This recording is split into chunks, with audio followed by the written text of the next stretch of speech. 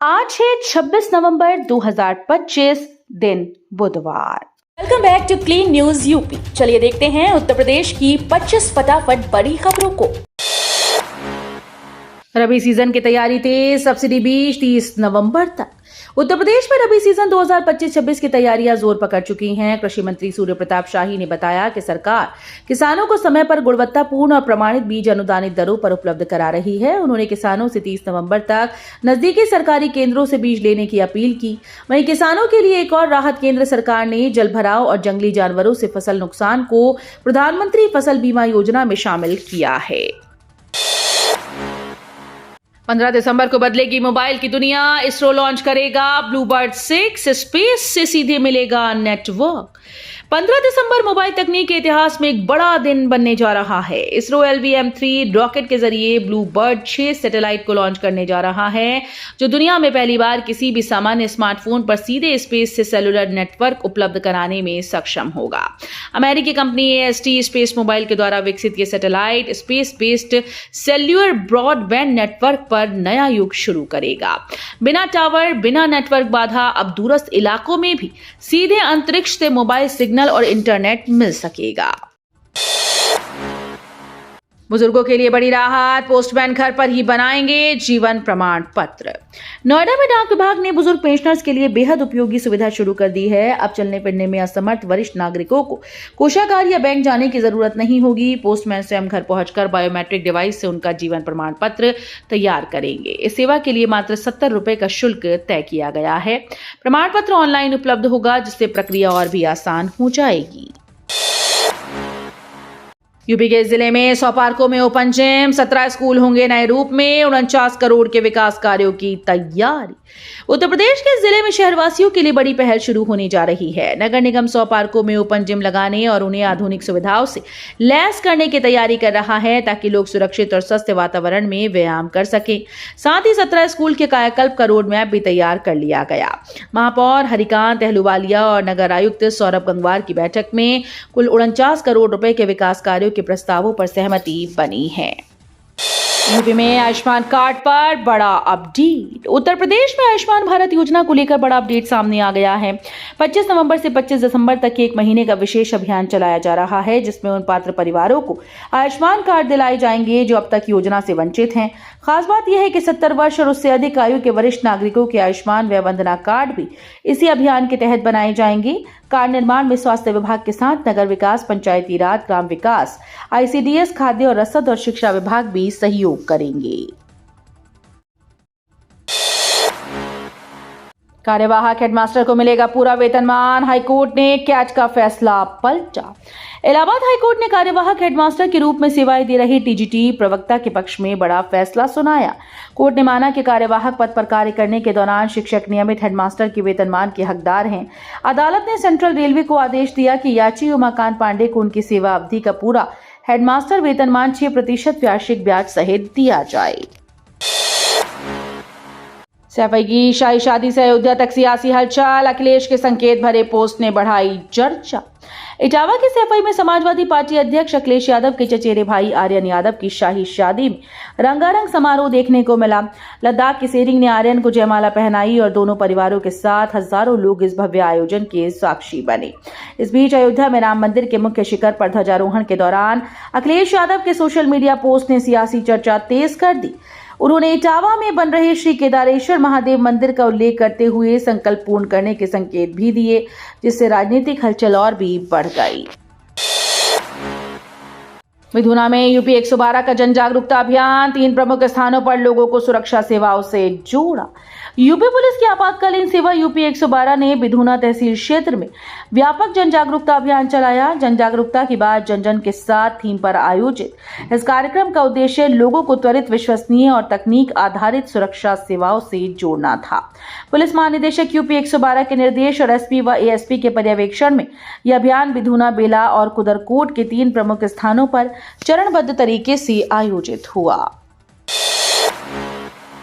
240 kilometre नई rail line के लिए भूमि अधिग्रहण पूरा। यूपी के 5 जिलों को मिलेगी सीधी कनेक्टिविटी।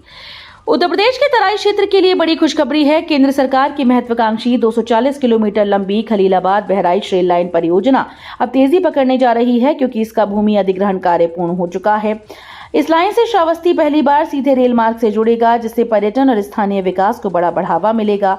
बहराइच एक प्रमुख रेल हब के रूप में उभरेगा और लोगों को महानगरों तक सीधी कनेक्टिविटी मिलेगी। यूपी में एसआईआर को लेकर विवाद गहराया। प्रशिक्षण ठगी याचिका और दबाव में बीएलओ घायल। उत्तर प्रदेश में एसआईआर प्रक्रिया को लेकर हालात लगातार जटिल होती जा रही हैं। जहां सरकार बीएलओ को प्रशिक्षण देकर प्रक्रिया तेज करने की तैयारी में है, वहीं साइबर ठग बीएलओ बनाकर ओटीपी मांगकर मतदाताओं को निशाना बना रहे हैं। इस बीच कांग्रेस सांसद तनुज पूनिया ने एसआईआर की संवैधानिकता पर सवाल उठाते हुए सुप्रीम कोर्ट में याचिका दायर की, जिसकी सुनवाई आज होगी। उधर गोंडा में एसआईआर ड्यूटी के दबाव से परेशान एक बीएलओ सहायक अध्यापक ने जहर खाकर जान देने की कोशिश की, जिससे पूरा मुद्दा और गंभीर हो गया। यूपी में एमपैक्स का विस्तार तेज। अब सम्मान निधि पाने वाले सभी किसान बनेंगे सदस्य। उत्तर प्रदेश में किसानों को खाद, बीज और कृषि ऋण की सुविधाएं आसानी से उपलब्ध कराने के लिए सहकारिता विभाग ने बड़ा कदम उठाया। राज्य में एमपैक्स सदस्य किसानों की संख्या 1.03 करोड़ पार कर चुकी है। हाल ही में चलाए गए अभियान में 22.68 लाख किसानों ने नई सदस्यता ली है। अब विभाग का लक्ष्य है कि प्रधानमंत्री किसान सम्मान निधि पाने वाले सभी किसानों को एमपैक्स से जोड़ा जाए, ताकि वे सहकारी तंत्र के जरिए अधिक सुविधाएं और लाभ प्राप्त कर सकें। झज्जर के कबलाना में मूर्ति स्थापना कार्यक्रम में 30 नवंबर को पहुंचेंगे सीएम योगी आदित्यनाथ। हरियाणा के झज्जर जिले के कबलाना गांव में 30 नवंबर को एक विशेष धार्मिक कार्यक्रम आयोजित होने जा रहा है। नाथ संप्रदाय के महाराजों की मूर्ति स्थापना के इस कार्यक्रम में उत्तर प्रदेश के मुख्यमंत्री योगी आदित्यनाथ मुख्य अतिथि के रूप में शामिल होंगे। ग्रामीणों और नाथ संप्रदाय द्वारा आयोजित इस समारोह में गाँव में वर्षों तप करने वाले बाबा पालनाथ की प्रतिमा पालनाथ आश्रम में स्थापित की जाएगी। कार्यक्रम को लेकर ग्रामीणों में उत्साह है और तैयारियां जोर शोर से चल रही हैं। लखनऊ में सीबीआई की बड़ी कार्रवाई। लखनऊ में साइबर ठगी के बड़े रैकेट का भांडाफोड़ करते हुए सीबीआई ने विकासनगर स्थित एक फर्जी कॉल सेंटर पर छापेमारी की। इस कार्रवाई में सरगना विकास कुमार निमार को गिरफ्तार किया गया, जो कई राज्यों में फैले साइबर फ्रॉड नेटवर्क को संचालित करता था। छापे के दौरान टीम को 52 लैपटॉप, 14 लाख रुपए नकद, कई मोबाइल फोन, दस्तावेज और डिजिटल उपकरण मिले। ये कॉल सेंटर लंबे समय से ऑनलाइन ठगी की वारदातों को अंजाम दे रहा था। जनता सेवा में उत्कृष्ट प्रदर्शन, 10 चौकी की प्रभारी सम्मानित, एसएसपी ने दिए नकद पुरस्कार। जिले में कानून व्यवस्था सुदृढ़ रखने और जनता की समस्याओं का त्वरित समाधान करने वाले 10 चौकी प्रभारियों को एसएसपी अनुराग आर्य ने सम्मानित किया।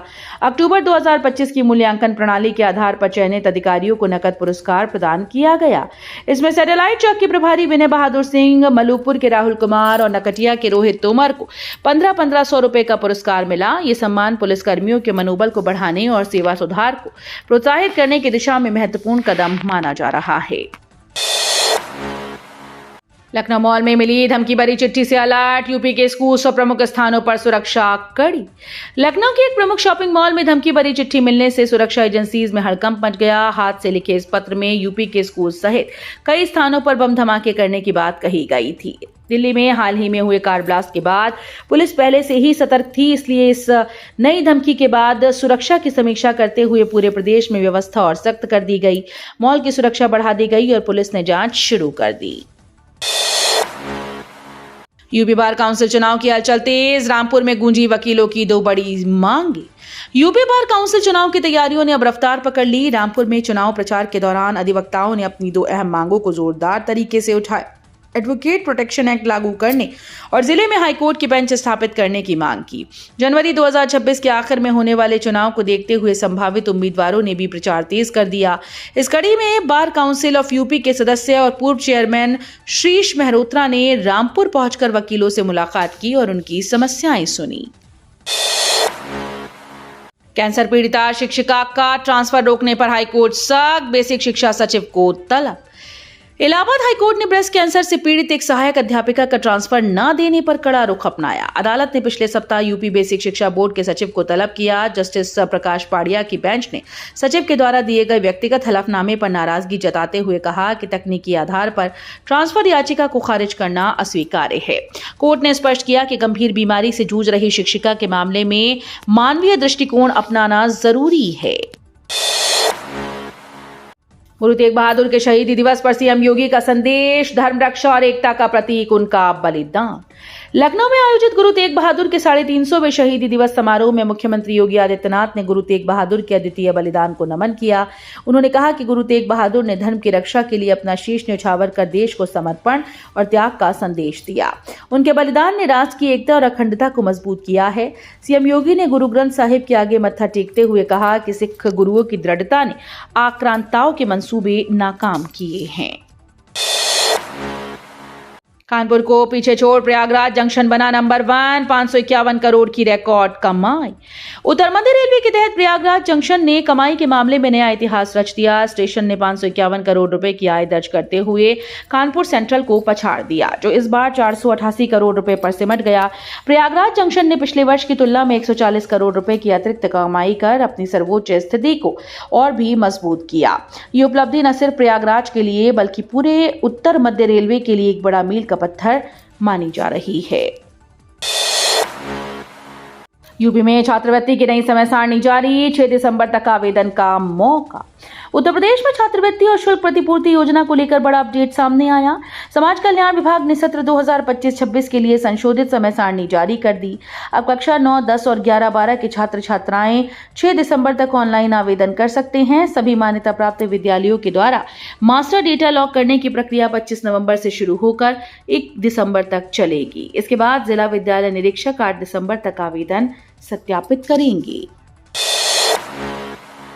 राम मंदिर पर ध्वजारोहण के साथ नए युग का शुभारंभ, अयोध्या में बोले सीएम योगी। अयोध्या में श्री राम जन्मभूमि मंदिर के शिखर पर धर्मध्वज की स्थापना के साथ मंदिर निर्माण कार्य पूर्ण हो गया। ध्वजारोहण के ऐतिहासिक अवसर पर मुख्यमंत्री योगी आदित्यनाथ ने कहा कि आज से नए युग का शुभारंभ हुआ है। उन्होंने कहा कि केसरिया ध्वज धर्म, मर्यादा, सत्य, न्याय और राष्ट्र धर्म का प्रतीक है।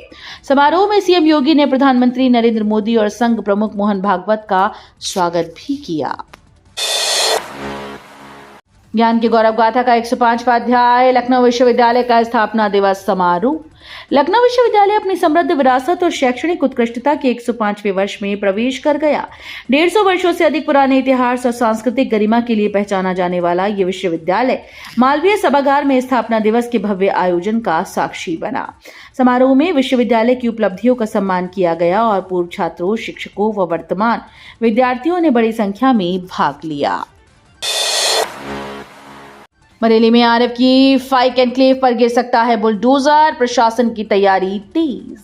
बरेली में कॉलोनाइजर मोहम्मद आरिफ की अवैध संपत्तियों पर हुई बड़ी कार्रवाई के बाद अब प्रशासन फाइक एनक्लेव की ओर बढ़ रहा है। मौलाना तौकीर रजा के करीबी माने जाने वाले आरिफ की इस कॉलोनी में सरकारी जमीन पर अतिक्रमण और बिना नक्शे के बने मकानों की पुष्टि पहले ही हो चुकी है। कब्जेदारों को नोटिस जारी किए गए लेकिन किसी ने जवाब नहीं दिया। जीएसटी की नई दरें लागू, लेकिन बाजार में पुराने दाम, ग्राहकों को नहीं मिल रहा फायदा। जीएसटी की नई दरें लागू हुए 2 महीने बीत चुके हैं, लेकिन बाजार में इसका असर अब तक दिखाई नहीं दे रहा। रोजमर्रा के इस्तेमाल की कई वस्तुएं अब भी पुराने दामों पर बेची जा रही हैं। कटरा, अनाज, बर्तन, बाजार और चौमुखा पुल क्षेत्र में ग्राहकों को नई दरों का कोई लाभ नहीं मिल रहा, जबकि कुछ बर्तनों के दाम बढ़ गए हैं। नतीजा यह है कि आम लोगों को उम्मीद के बावजूद वही ज्यादा कीमत चुकानी पड़ रही है।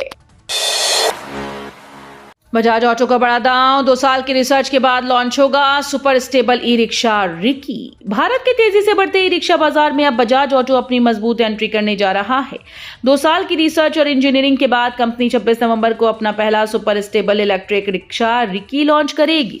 इस लॉन्च को लेकर ऑटो इंडस्ट्री में जबरदस्त उत्साह है, क्योंकि इसे भारतीय मोबिलिटी सेक्टर में बड़ा बदलाव लाने वाला कदम माना जा रहा है। बजाज का दावा है कि रिकी न सिर्फ ज्यादा स्थिर होगी बल्कि बेहतर परफॉर्मेंस और सुरक्षा भी देगी। तो ये थी आज की 25 फटाफट बड़ी खबरें। अगर आपको न्यूज पसंद आई हो तो वीडियो को लाइक और शेयर जरूर करें। धन्यवाद।